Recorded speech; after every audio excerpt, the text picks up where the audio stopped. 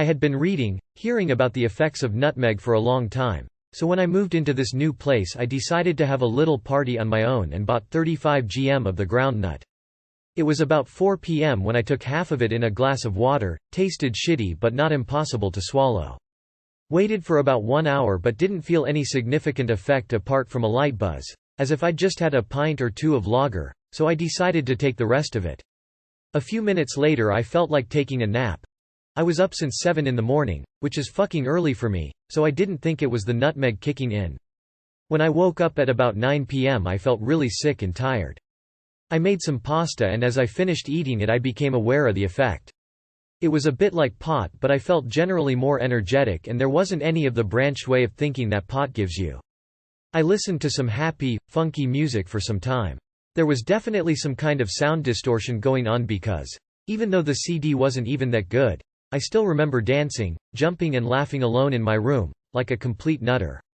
I don't know how long that went on for, it could have been 20 minutes or 2 hours later when I realized I was also having visual hallucinations, quite pleasant actually.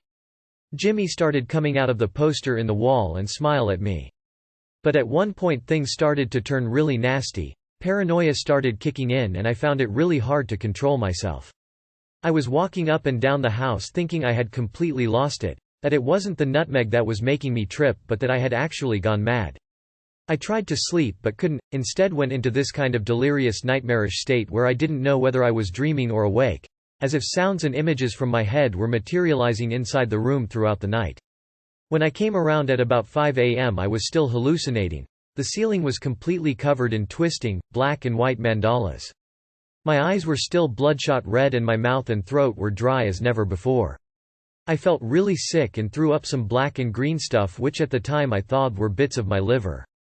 I had a really bad hangover for the rest of the day and still felt a bit slow, dumb for a few days after. About 2 weeks later I decided to take nutmeg again.